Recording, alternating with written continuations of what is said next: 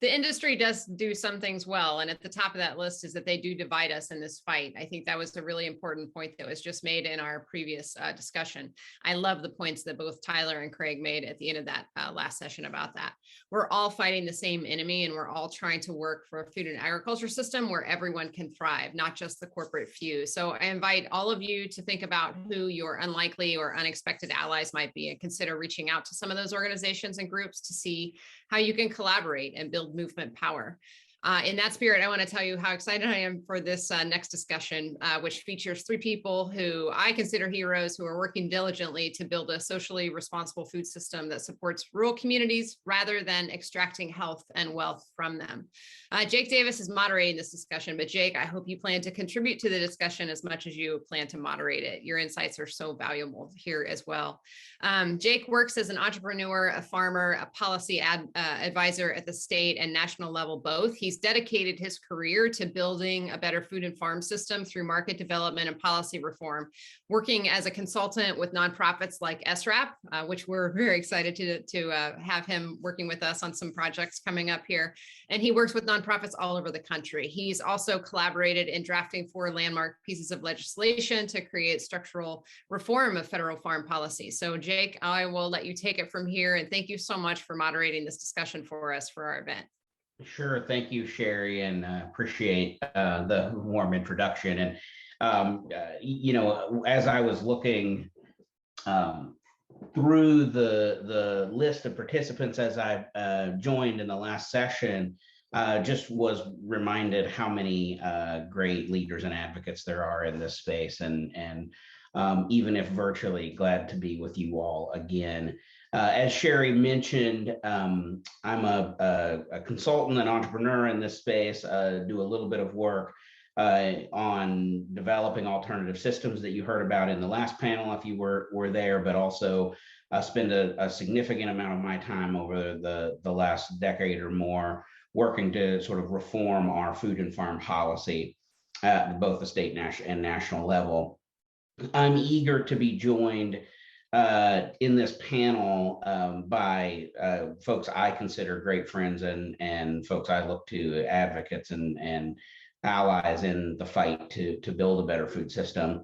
So I want to give just a few minutes before we get into the bulk of this conversation, which is really going to be about how do we use our strength and our energy to truly influence the policy spectrum, both at the state and national level for good, and what is it that we're up against. And so I hope that we're going to have an opportunity to chat about that. But before we get started, I want to let Rebecca introduce herself and one of the great organizations, Food and Water Watch. Thank you so much for that warm welcome, both of you. And I've just been really excited. I joined a little bit early from the last panel, and I feel the energy in this room and the excitement, so many friends. And so thank you for having me, and shout out to the tech team. Everything's really seamless. I don't think I've seen tech this good since the pandemic started. So congrats to you all. And so my name is Rebecca Wolf. I'm the food policy analyst at Food and Water Watch. I'm not used to saying that yet because I actually recently switched over from our organizing side. I was in an organizing role for the past 6 years, where I actually have been regularly partnering with SRAP, especially in Maryland and Delaware with Maria. And so excited to see her name on the screen as well. She's a true force. Food and Water Watch, just a quick, I think everyone kind of knows Food and Water Watch here, but we really focus on our campaigns and leading with that work. And so I'm excited to talk about how that interplays with the policy a little bit. So I'm really thankful to support that work now in the policy analyst space that I'm in. And we say that we are an organizing organization, so we work to mobilize regular people to build political power, really leading with that to move bold and uncompromised solutions to our most pressing food, water, and developing climate issues. We work to protect people's health, which I know we talk about a lot in this space, and against the growing destructive power of our most powerful corporate interests. So I'm excited to be here. I'm excited to talk a little bit more about that. I'm excited to share a little bit about the work that our organizers do across the country, especially in partnership with SRAP. And so, yeah, thank you again for having me. Thanks, Rebecca. And Rebecca is, we are excited to have you in that policy analyst role. You've been such a great ally for a long time. So glad to have you there. And another friend that probably needs not a ton of introduction, but want to give him a few minutes to introduce himself as well. Joe Maxwell, president and founder of Family Farm Action Alliance. Yeah, thank you, Jake, and I want to thank SRAP for putting this together. And it's such a great agenda and a great opportunity to come together and collaborate and dream about, what is possible. I think sometimes we oftentimes start too far down on the ladder, and we need to start at the top, or we can't succeed. I want to thank Rebecca. It's good to always be on any type of program with anybody at Food and Water Watch, but especially Rebecca. And congratulations on your new role. And that does no good to develop policies unless you have good organizing behind it. And I know you'll bring that experience to that position. And Jake, of course, good to see you. I'm Joe Maxwell. I'm the president of Family Farm Action Alliance and Family Farm Action. Our objective is to provide a lens towards a direction for a just and fair food system. We are Family Farm Action Alliance is a research and policy development organization, and then we put legs under that through advocacy type campaigns. On Family Farm Action, it's our 501c4, and as we say, it puts the political muscle behind the policy recommendations that the Family Farm Action Alliance, along with many other stakeholders, we were going through our end of year review, and one great thing about doing that is you see all the collaboration that's gone on to bring about the successes that we've had. And so I guess the final thing I'd like to say about our organization is we're a collaborator. We believe we're only but one spoke in the wheel of change. And we look forward to working with everybody so that we can roll flat over industrial agriculture and bring about a fair, just food system. It's great to be here today. Thanks, Joe, and I've always appreciated our hard work together over the years, and eager to have this conversation. So I want to jump right in, right there where you sort of left off, and Joe, maybe you can talk to us just a little bit about, I think the first place to start for everyone is what is it that we're up against? I know that there's been a lot of sessions throughout this, live summit talking about sort of all the problems related to, industrial livestock production and CAFOs. And, I heard Craig say in the last session, there's really nothing good about this industry. Why then, is it that these folks tend to continue to get support from our policymakers, and what is it that we're up against? Yeah, well, we're up against some of the most concentrated corporate power that the world has known. It probably parallels the landed gentry of the European state and the colonialism that they pushed off onto the world and extracted wealth and lives along the way. Today, it doesn't come by the name of a country, it comes by the name of a corporation such as JBS, Cargill, Bayer, Monsanto. Today, that is the group that has the concentrated power. They've done that through concentrating the marketplace, which brings about concentrated wealth. And unfortunately, in the United States, a concentration of wealth brings about undue political influence. And so we see that influence exhibited in our state capitals and in the halls of our federal government in Washington, D.C. But the root of it is monopoly power, corporate power that is exhibited abusively upon the people, the animals, the land, and the communities. Those individual farmers and indigenous farmers in this country know it better than anyone, along with our Black farmers. Our agriculture system is built on the extraction of lives, the labor from the building out of agriculture system through slave ownership. The indigenous farmers know the pain of colonialism as it steals their land and shoves them far away from their homeland. So together, I think we can build back a better system, a more just system for everyone. Yeah, thanks, Joe. And Rebecca, kind of building on that, why is it then, we know sort of what we're up against from this corporate power perspective, and I know that's something all of us agree with on this call, in this panel at least. Why is it that community organizing and momentum from the ground up is so important to push back from that? Yeah, thank you. And I agree with all of what Joe said. I think we're all on the same page in terms of what we're up against and the power that we are fighting. And so I think that's kind of where I start when thinking about why it's so important to organize and why it's so important to start locally, is that we need to be focusing on building power. So I think it's a really great question. It's a really big one. And I'll also start by saying it goes both ways. So we know we need popular demand to even get some of these big bills introduced that actually reform our food and farm system. And then we actually need to build a lot of political power to pass the legislation, which we know will take some time and some cycles and some changing of who's in power. And it's going to start with grassroots organizing at the local level, knocking on doors, talking to people. That's all where building power really comes from. And even like 5 years ago, when there wasn't necessarily enough political power to get a lot of the big bills that we have now, that I know we'll talk about a little bit more.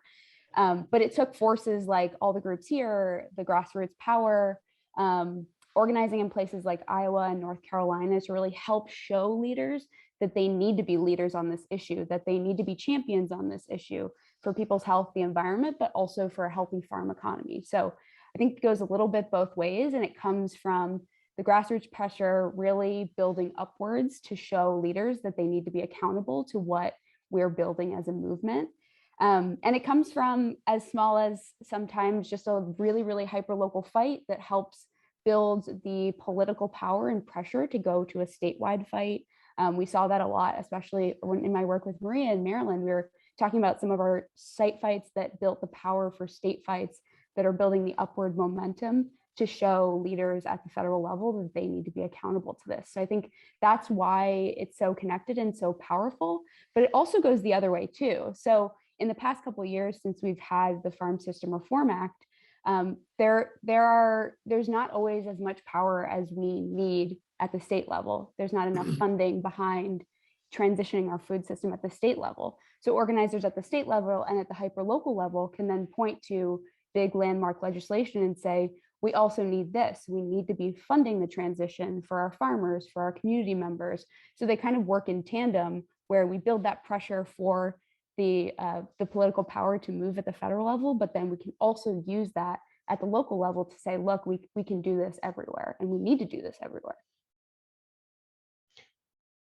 So you talked about, and I think that's perfectly right. And you talked about, these sort of landmark pieces of legislation. And I think that, at least my perspective here is that, that we've had some, we haven't won these fights yet. I don't want to sort of oversell what we've accomplished, right? But we've had some forward momentum in pushing back against industrial agriculture and this hyper concentration, the consolidation. And so, Rebecca, you mentioned one. Maybe you want to just talk a little bit about what the fights you think, and then Joe, I want to have you jump in with other sort of landmark, either legislation or momentum that you think is being built from a policy perspective.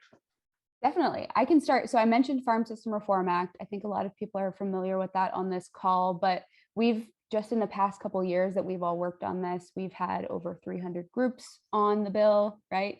We've had more Senate co-sponsors, we've had more House co-sponsors. It's also big to have it in both chambers. So we have that. We also just have it as a messaging tool for our local work.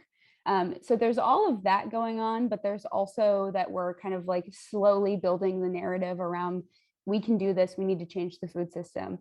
And there are so many pieces in the Farm System Reform Act and some of the landmark pieces of legislation that I think we're gonna talk about today. But I like kind of thought of examples of each of local organizing for each of the pieces of the bill, which we can go back and forth on. But it's, this whole session we've been talking about all of the things wrong with the industry and what it does to people. And each of the sections of these bills have been really specifically thought about and catered to those problems over time. So for example, farm system, we've got a moratorium on new and expanding factory farms and a phase out of all others by 2040. But that goes hand in hand with transition funding, like Tyler was talking about on the last call, to actually transition farmers out of the debt that they're stuck in this model. And there are a number of other provisions in the bill, like antitrust reforms and actually holding these corporations responsible for their environmental pollution, which is currently there are a lot of loopholes around, which there are also experts on this call that are adept at looking at permits that allow these companies to permit or to pollute. So farm system, I think I'll start with there and pass it to Joe to talk a little bit more about the other pieces in farm system and other bills. Yeah, thank you, Rick. Yeah, it's exciting to be part of the team on the Farm System Reform Act, and hats off to Jake, working alongside several groups, but in the last Congress, even developing that strategy. I think what I'd like to highlight and give hope, and to put a point on what I think I heard at the end of I jumped in early and wound up in the previous session, but it was extremely rewarding. I think we had, and Tyler Whitley, Mercy for Animals, now Mercy for Animals came from Rafi, made a great point. Farm System Reform Act, just use as an example, it is legislation.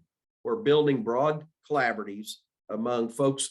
We no longer consider it to be unlikely allies because we have a record of working with environmental groups, conservationists, animal welfare, animal rights, the various groups within the animal movement. And that legislation shows how coming together can develop a comprehensive package to push back against industrial agriculture, and to be a package, to be something that's real and when passed will disrupt their business model and will give opportunity for family farmers to get off that industrial ag treadmill that we talk about, that feed meat complex. And so I think that's an example of one that just came out that we're very proud to have been a part of, is the Protect American Meat Packers Workers Act. It's horrible in America that you have to work on legislation which mandates that a worker has a right to go to the toilet. I mean, that's how bad this abusive corporate power, monopoly power is when you have to look at legislation like that. But I'm excited as an American family farmer, I'm excited to see in that legislation labor, antitrust measures that would go towards helping the farmer and the worker all tied up in one bill. It will also help the animals. It will help the environment. So I think that the exciting part for me after all of these years of working in this space is that we're finally building the collaborations, the understanding, the knowledge base, the research base that begins to put together bills that speaks to all of us. And it isn't a one-off. We're not just poking or trying to pull one lever against industrial ag. We're now pulling all the levers against industrial ag in one package. So I have hope. We've got a lot of work to do. You're great kind of organizing. Rebecca can really put boots on the ground, and you mentioned knocking on doors. It's going to take that kind of effort. As Jake said, we don't want to oversell this, but we have some tremendous marker bills in place, Climate Stewardship Act, other bills that have been filed that are very comprehensive and have an understanding about what's happening to the American farmer, the worker, and the impacts to the animals and to the environment and to the community. So very exciting times, I think. I could go on about the Biden administration, but we're speaking specifically of legislative packages, but what an opportunity that this Biden administration is giving us. I had not really expected that, but we're really pulling some levers there as well and are making headway.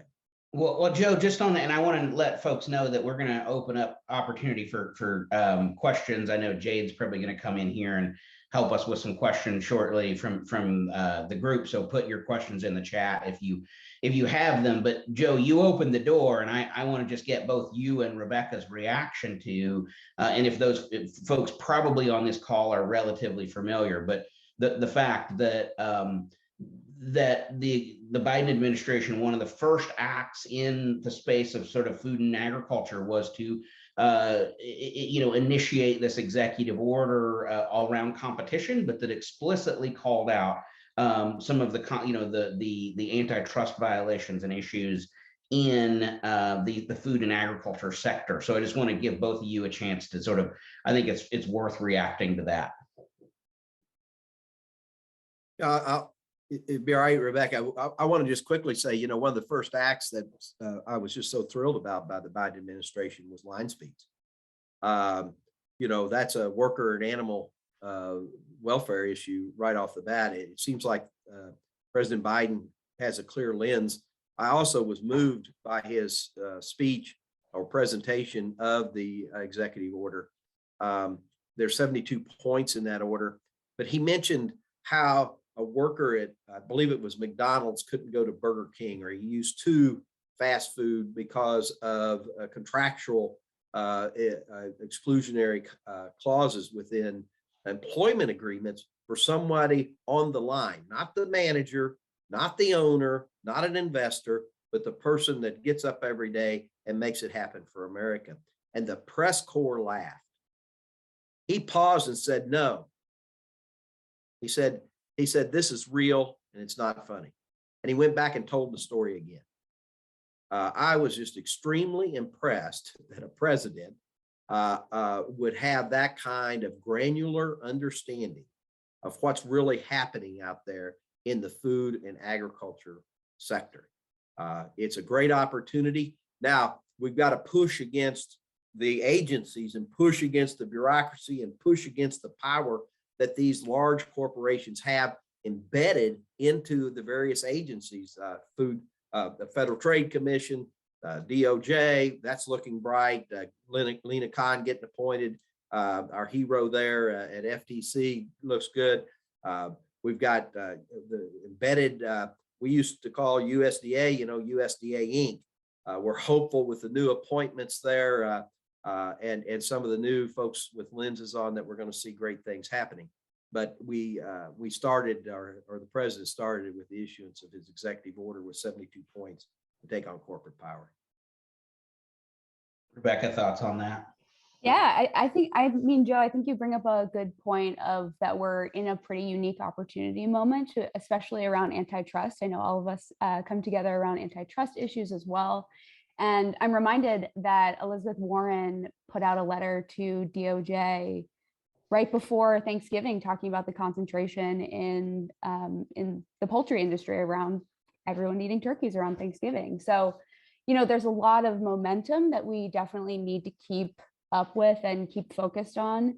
And actually around the same time, we released an update of our report just to kind of bring this down to the local level, granular level, like how policy impacts people, is our Grocery Goliaths report. I always missay that because it's such a tongue twister, but about, how people who, when you shop at the grocery store, we've been squeezed at how much we're paying. And there's also been lots of talk of supply chain issues and how that actually translates to corporations pocketing a lot of that, especially during the pandemic. So we're at a unique moment to kind of push back and build power around antitrust issues, but continue to kind of, be radicalized or organized by what's happening at home, by exactly going to the grocery store and how that impacts us. So as that continues to be a problem, we have an opportunity to push on USDA, to push on DOJ, to push on the FTC. Yeah, Rebecca, I'm sorry, Jake. Rebecca, I think you're spot on, and you all do such great reports out of Food and Water Watch. I mean, just tremendous assets for the movement. But more and more people are becoming aware of the abusive nature of the monopoly in the various sectors, and it's not by chance a president, and I'm very proud that the president has issued his order.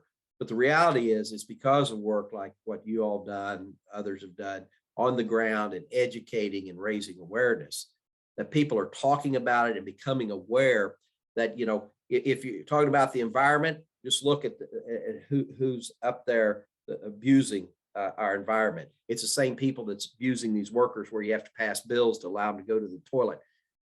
And people are figuring this out. And that is the kind of pressure at that grassroots level, in that community, at that grocery store, that causes or allows, depending on what their original mindset was, an elected official from the president, the member of Congress to the state legislature to take action. And that is just tremendous work in your all's report. It's just, that's the kind of thing we have to get out there and educate the people. That's, in my opinion, that's where it starts, is on the ground. And of course, SRAP's great work with organizing communities against CAFOs and against the abuses builds awareness as well. But it's on the ground that it makes the difference. Well, before we start taking just the and I know I want to leave time for group questions, but I just want to sort of, with all that being said, where are you all putting your focus now, and where are you hoping that these community groups, you know, what is the path forward? If I'm a community organizer in Maryland or Iowa or Missouri, you know, where should I be putting my focus over the next several months when it comes to policy perspectives? Well, that's a big one. And I would defer some of this to our friends at SRAP too, who are organizing locally and working to stop factory farms and working on different state campaigns. I mean, we could go on and on and on. I think if we're thinking federally, there are a couple different things that we could look at. We know that the Packards and Stockyards Act rules are going to be coming up next year. We still have this legislation that is good for next year that we can continue pushing on. So those are two things I'm really thinking about. You know, the USDA also has a lot of money that they have from COVID. And so we're looking at how they're going to be spending that. I think those are all kind of the top line stuff. But if we're talking about like, what can I do in my community? It's get together with friends and neighbors and think about what's going on. Is there something at the county level that we can take a look at? Are there permits pending? SRAP's a specialist in looking at permits and how they're coming up, and you know, factory farm biogas, that's upcoming. So I know we're looking at, you know, as the industry tries to expand that model, paying close attention and showing up to hearings and submitting comments to try to stop some of those projects. So I think there's a lot going on at the federal level, especially in the next year, but there's always a lot that's developing locally, which is really helpful if you're just getting started. But I know there's a lot of experts in this room that are paying attention federally as well. Jake, I just to add, so I agree with everything Rebecca says. And 6 years of Food and Water Watch, she probably knows it as well as anyone how you do that. So, but I do want to add one other thing. I think that what everyone can do is to become informed. I think that we've not done as a movement, and I'm throw myself in this, I have not done a good enough job of recognizing the fear that individuals have that they don't know enough to engage. They feel like they can't take it on because they don't have the knowledge, and that means they don't have the confidence then to show up at the hearing or to take those actions. We have a paper out, the Truth About Industrial Agriculture, the extraction of the wealth, its business model, and its and the myths that they use. We would encourage folks to read that report. There's other reports out, but I want to encourage everybody that you know enough. You know enough when you walk in the grocery store. You know enough when you drive by that CAFO and can smell the toxic fumes that come from it. You know enough. You know enough that you want something different. But I think the place many people could start so they build the confidence is to gain that knowledge. And that's something we're really, our organization's really focused on, is kind of those 101, we call them explainers. We decided we were talking over a lot of people's heads, and we're going to quit doing that. And we're going to get down and make sure people have the information to be confident enough to show up to the hearings or knock on that member of Congress's office door and walk right on in. So. Great. Thanks. I think that's a great place to jump to some folks questions. Jade, are you going to help us with that a bit? Absolutely. So the first question is just like a quick sort of logistics question is Peg would like to know, where do you both serve and what states do you have offices or connections in?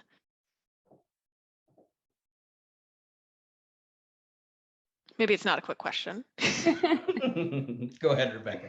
I can start. So Food and Water Watch is a national organization. I myself am based in the swamp of Washington, D.C. But we have specifically, so food and water, but we also work on climate issues. Our factory farm organizers are based in Iowa, Oregon, New Mexico, Delaware, and Maryland. And again, those campaigns are a lot in partnership with the folks on this call. Yeah, we are a national organization. Most of our work is focused at the federal level, building capacity within targeted states or congressional districts, trying to pull those levers to make change. I am based, we do not have offices. We are remote and have folks scattered in at least 3 of the time zones right now. So, but I'm based in the state of Missouri. Awesome, thank you. So we do have about 8 questions on deck, just to give you kind of a timeline of everything. And this question is a bit more broad from Cheryl. They just say, please talk more about how contract producers who carry CAFO financial debt/risk can transition to a more sustainable, equitable way of raising food animals on a large scale. Who wants to tackle this? I feel like you haven't answered anything yet. Why don't you start on farm system, or Sure. if that's where you're going to go? Yeah, that's certainly. So we recognize, I think the point of the question, right, is the critical point, is that we all recognize, the collective we on this panel and many other organizations recognize right away that what the industry does is it traps farmers, literally traps farmers in these contract systems where they have mountains of debt, oftentimes exponentially larger than the actual land that those factory farms set on is even worth. So without continuing that contract, they can't get out from under that production model. And so one of the things that those of us, many of us who contributed to, for example, the Farm System Reform Act that has been introduced into 2 Congresses now, it did was to create what we think is a modest, honestly, amount of money. What that's going to take is something in the ballpark of $10 billion a year for 10 years, or $100 billion to get to basically put the money into farmers' hands and say, we will buy out or pay off your debt, get you converted to something, those be in the form of debt, whether it's federal debt forgiveness or grants or other types of loans, to get them transition into a system that is not the factory farm model. I think that, of all things, is maybe the thing the industry is most scared of, because the truth of the matter is, and I know Craig's probably floating around out there somewhere, I don't know a whole heck of a lot of contract growers who've been deep into this process who really love being contract growers. And I think they're scared to death, the industry that is, that if we were to make those dollars available, that the people that grow poultry or pigs for these folks in the factory farm model would just abandon that structure, and there would be a mass exodus of people from that industry. So that's one I would say from a debt standpoint. I don't know if Joe or Rebecca have other thoughts about debt. Just on the last part of that question, I think the question ended with something about on a large scale. I would just like to say that our vision is not to have, if large scale is the level of 150,000 cattle standing in Yuma, Colorado in one feedlot, or 10,000 pigs in a building, or I don't know how many chickens, I'm drawing a blank, that's in those layer of buildings I've been to in Iowa, then we're not for that, or at least my organization. I'm going to speak for everybody here. We're for building local and eating local.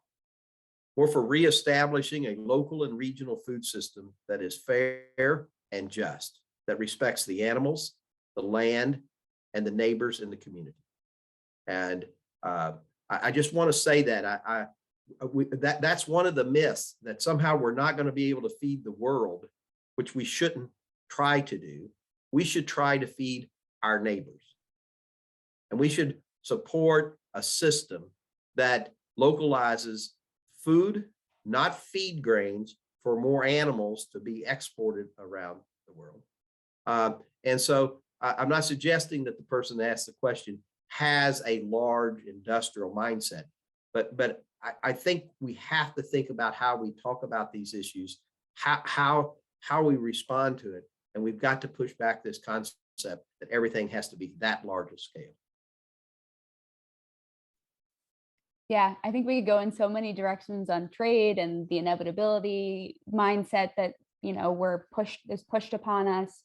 But we know that this model is related to funneling money out of town. And the idea with this bill is when the money comes into town and is invested in local regional food systems, it stays in town. And that's a big part of the problem with concentration, of course, too. And the bill actually highlights specialty crops, which is fruits and vegetables that we all eat, pasture-based animal production, and then commodity organic. So there's a little bit of scale in there, but the bill is really emphasizing giving a little bit of choice as well as to where folks want to transition. And it's voluntary, so it's not mandatory, but I think it's a really important piece of the legislation and an important kind of thing that we need to be pushing for in our movement, that we need to be transitioning folks and making sure that we're doing right by people caught in this model. Awesome. The next question we have is from Claudia, and they say, does anyone have a comment on the Freedom to Vote Act? I heard Amy Klobuchar and Bernie speak to this at a virtual town hall the other night. Great question. I think I want to let the other folks, my general reaction is that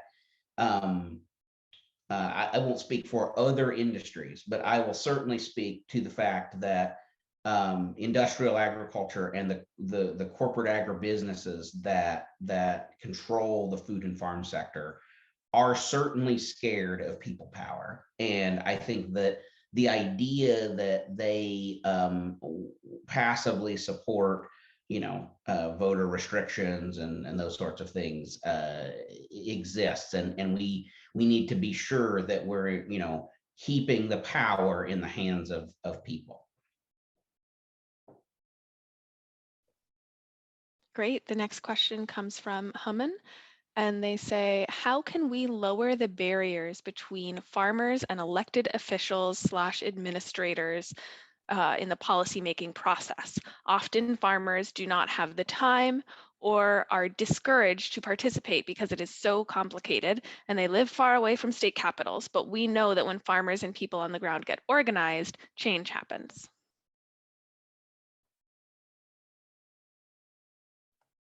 I think that's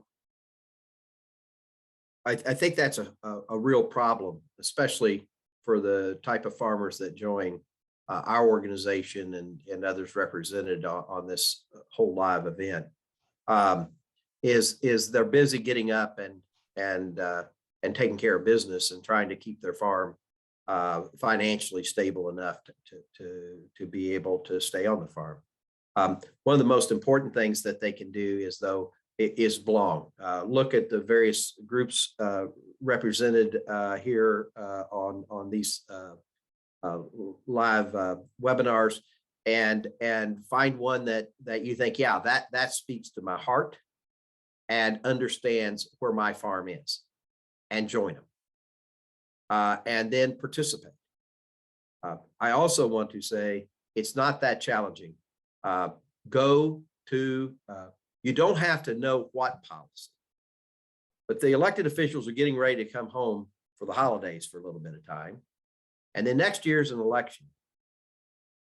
They will start showing up in various areas in a community. And I would strongly suggest go to their listening post or whatever they want to call it, the town hall, whatever, and just tell them your story. And then ask the question at the end, say, what are you doing for me and people like me? And jot that down and hold them accountable. So that's what I would suggest. I know it's extremely challenging when you own your farm and you're working your farm and you're trying to feed your family and your neighbors. And I thank whomever that is, if that's what they're doing, thank you very much for your service to your community. Yeah, and I'll just add to that. I think there are a wealth of state-based groups that are helping kind of bring farmer members to the table at the state level and at the federal level.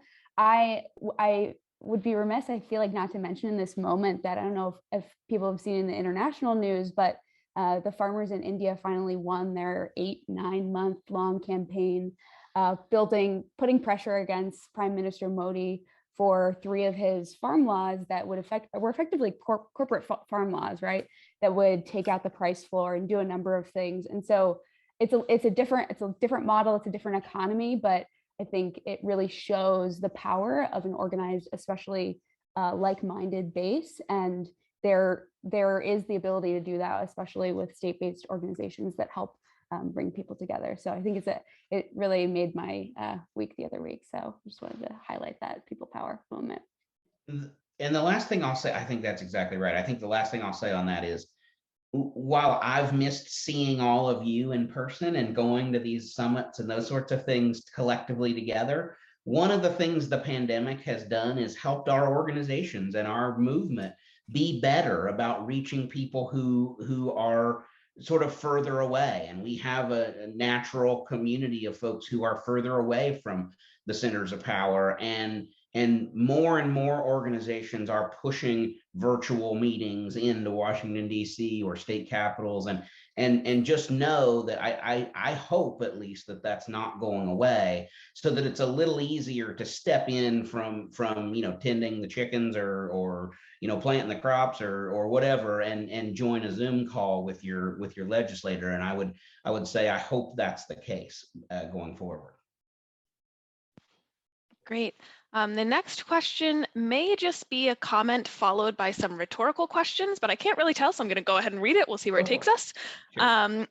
So Ronald says, what we hear from Biden and all is how important trade is and how the supply chain needs to be fixed, not shortened. What that means is colonizing our communities and more sew and finish factories. Volsic running the USDA, has he really moved past the 1990s free trade ideology? So there were some question marks. So I think I'm not sure if that's a question, but you all can decide. Thank you. Well, I'm going to let Joe and Rebecca react to Vilsac's trade policies. You want me to go, Rebecca? Okay. Well, first of all, I think they're spot on the question. Trade will not remedy the ills that we see in food security or insecurity, nutrition insecurity. Trade will not lift the economic viability of our communities. I often say farmers don't engage in trade. Cargill does, ADM does, Bunge does. Farmers are still at the mercy of these large corporate power. The folks for trade are these largest food and ag corporations. The Biden administration, well, I'll go to Vilsack. Secretary Vilsack was not our first choice at all. I do think that there's been some great appointments within the agency that's focused on communities and on farmers and ranchers. The Biden administration still has a lens towards trade that is troubling. However, there is hope in some of the work. They did recognize they have to build and invest in competition. And there's a total of about $500 million that's going to be inserted into the local and regional food systems to help stimulate competition against those very companies. But trade is not something that's going to be something that solves our problems at all. And I'm in agreement with the sentiment of the questions in the rhetorical question. and I'll only add just a few seconds because I know we're running out of time, but to say that if folks didn't watch, there were a couple of hearings, particularly a Senate hearing on cattle markets that all of our friend Dr. Hendrickson, Dr. Mary Hendrickson from the University of Missouri testified in, where she made it very explicit that resiliency in the food system, and that word is being thrown around a lot now because of the collapses we saw in the pandemic, that resiliency in the food system will only come from shortening that supply chain and adding more opportunities, points of diversification, so that if there is an event like a fire in a processing plant or something like that, that there are other pieces of the system to pick that up. And I think that even her voice being accepted at that Senate hearing is a sign of progress, although the sentiment of the question I agree with, that there's still a long way to go with people in power, but I do think that being heard was incredibly useful. Yeah, I agree with both all sentiments. I know we're running out of time, but more farmers raising less for being paid fairly. Jake, one thing I've got to say though, if we shut our borders, we wouldn't eat. Right. About 70% of our food comes from outside the United States, because what we do in the United States is we raise feed. The majority of our cropland and our government subsidies and programs go to raise feed for the largest protein companies, the JBSs and the Smithfields in the world. And we've got to shift from feed to food. Yeah. We need to feed ourselves as humans and not keep raising feed for livestock and poultry as the sole thought for agricultural subsidies and programs. Definitely. Well, I'm very glad that I did not flag that as a comment, because it elicited some great responses. Sherry, we do have 4 more questions, but I know we're at time, so I want to see how you're feeling about things. Yeah, we do have a coffee conversation time tomorrow morning, so maybe we can address some of those there. The one I did want to make sure that I saw pop up that I do want to make sure if we can just really quickly, where does the Farm System Reform Act stand right now? Joe, Rebecca? Jake. Where does the Farm System Reform Act? I will just say the very technical part, and then Joe or Rebecca might want to add. The Farm System Reform Act has been reintroduced in both houses, both the Senate and the House, and has been referred to both agricultural committees. So we're waiting for those committees to sort of take that bill up. But in the meantime, obviously, because they're introduced, Rebecca probably has the bill number and I don't have it in front of me, but because they're introduced, we can be asking legislators to be co-sponsoring that in both the House and the Senate. So if your legislator is not on that, we would want to see them get on as a co-sponsor. Thank you for that. Jake, do you have any closing thoughts or anything that you want to close with? I know we're handing it over to you, Sherry, and you're going to have amazing closing thoughts for the day, but I will just close out by reiterating that both myself and Joe and Rebecca and the entire SRAP team recognize that policy matters when it comes to this fight, and that we're here as resources. So to Joe's point, if you feel like you don't know enough, if you feel like you need help or more information, both Food and Water Watch and Family Farm Action Alliance have amazing reports. SRAP has amazing information on their website. Like we want you to get the information. So if it's a lack of information, please reach out to these folks, because we need your help in the fight to really create food and farm system change. Thank you. Thank you. Thank you. Thank you all so much. I love hearing you all talk. Terry, thank you for having us. Absolutely. My pleasure. Yesterday I sort of recapped some of what I heard, and today there were so many great quotes. I want to go ahead and just kind of restate some of those things that were said earlier today. Dr. Jacoby Wilson, let's stop subsidizing poison, stop subsidizing pollution, stop subsidizing the dumping of animal waste on our communities. Jay Monteverde, unfair concentration of money and power leads to exploitation of small family farms, of farm workers, of food workers. The continued accumulation of wealth and power is a shared evil. Craig Watts, our own Craig Watts, said they can't make the argument that he was talking about the modern food system, that the modern food system is efficient without subsidies, and they certainly can't make the argument that it's resilient, which is what Jake was just talking about in terms of resiliency. Joe Maxwell, we're up against some of the most concentrated corporate power that the world has known. So just let that one sink in for a minute. Rebecca, we know we need popular demand to get some of these big bills introduced. It's going to start at the grassroots local level. And that's, if anything, that's the heart of everything that SRAP does. It has to start at the grassroots local level. So, and then I want to, of course, just segue from that into what Joe said. You know enough when you walk in the grocery store. You know enough when you drive by that CAFO and can smell the toxic fumes. You know enough when you want something different. So those are only a small segment of the quotes that I heard today that were incredible, that were inspiring. I hope they were inspiring for you all as well. We heard today about the grassroots people power that can and does create real change. So tomorrow we'll be talking more specifically about coalition building. Also, we'll feature a discussion with 3 farmers who are not only growing food, but working to help grow this movement. They work as advocates, organizing communities and building the people power that we heard all about today.